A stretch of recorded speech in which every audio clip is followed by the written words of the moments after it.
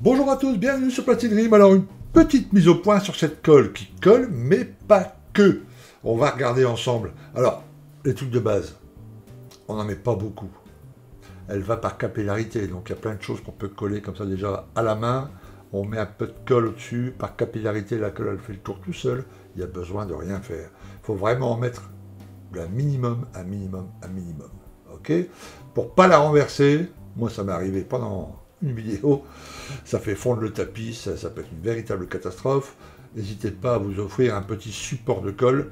Tout le monde en fait, hein, Tamiya, machin, y compris Plastic Dream.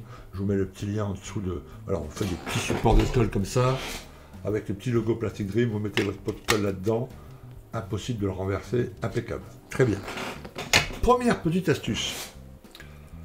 Pour la gravure, ça vous arrive souvent de graver ou de regraver une maquette, alors, ou faire des rivets, etc. C'est une gravure également. Okay, quand on grave, que ça soit une ligne ou des rivets, le plastique, il ne s'évanouit pas quelque part. Il fait un petit bourrelet sur les côtés. C'est pour ça qu'après avoir gravé, on ponce généralement. Okay, donc il y a la poussière partout, les traits, les rivets deviennent blancs. Okay, on souffle un coup, on prend un coup de brosse à dents, un petit pinceau, on enlève le maximum de poussière. Vous verrez que le fond de votre gravure, le fond de vos rivets, c'est jamais régulier. Il y a toujours des petits trucs. Ça, c'est magique. Voilà. On prend le petit pinceau, on égoutte bien. Le petit pinceau qui reste un minimum de colle et on passe finement sur les lignes de rivet ou les lignes de gravure. Vous allez voir, ça nettoie impeccable. Votre ligne de rivet va être nickel. Vos lignes de gravure va être nickel.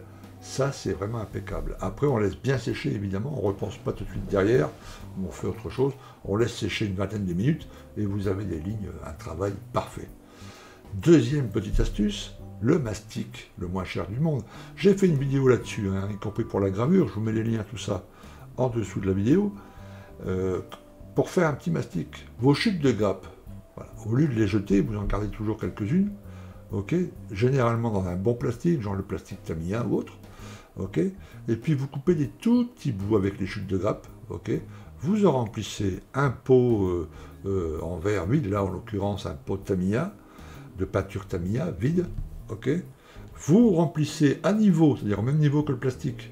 Voilà, si vous mettez 1 cm de petits bouts de plastique coupés, vous mettez 1 cm de colle, vous refermez, vous laissez de côté 48 heures ou plus, et vous allez voir que tout le plastique va fondre, et ça fait une espèce de pâte qui va vous être très utile pour boucher des trous, boucher des fissures, etc. Un mastic pas cher. Essayez, vous allez voir, vous ne serez pas déçus. Okay, donc cette colle, pas mal. Pas cher, 5-6 euros, là aussi, vous en trouverez chez Passion 62 et ailleurs. Mais c'est vraiment une petite colle miracle, n'hésitez pas. Quand vous avez pensé, par exemple aussi, vous voyez une surface sans faire de ligne de gravure, sans faire de rivet, rien du tout. Vous avez pensé, il y a plein de... Vous avez beau essayer de penser, il y a encore des petits bouts qui traînent, des petits machins, des petites griffures que vous n'arrivez pas. Passez un coup de... En rinçant le pinceau, il ne faut pas en mettre beaucoup. Hein. Et vous allez voir que ça va égaliser tout ça et ça va devenir nickel. Okay, on peut s'en servir également pour faire du texturage. Vous avez une tourelle de char, vous voulez qu'elle soit un peu texturée, que ça ait un petit look métal, eh bien vous prenez le pinceau, là vous mettez, pas généreusement, il ne faut pas exagérer, mais enfin vous égouttez pas votre pinceau, vous le retirez, vous tapotez toute la surface avec de la colle, ok, et ensuite vous prenez un pinceau à poil dur ou une vieille brosse à dents, ok, propre, ok, et puis vous tapotez sur le plastique, là où il y a eu de la colle. Le plastique c'est un peu attendri avec la colle, avec la brosse à dents, ça va faire plein de petites textures, plein de petites choses, vous allez voir, c'est superbe. Ça imite très bien la texture métal des Charman, par exemple, d'autres chars.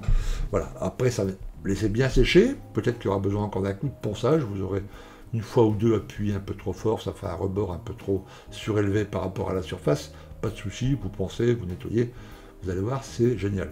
Donc cette colle, voilà, elle ne sert pas qu'à coller. Donc voilà, quelques astuces pour les grands débutants. Est-ce que ça marche avec d'autres types de colle? Certainement, mais je n'ai pas testé. J'ai toujours utilisé celle-ci, je ne travaille qu'avec celle-ci. Donc c'est mon ressenti là, voilà. Je donne quelques tuyaux. Est-ce que ça marche avec la colle Revel, avec la colle machin, avec la colle ci? Je n'en sais rien, faites vos propres tests, il y a des chances que ça marche.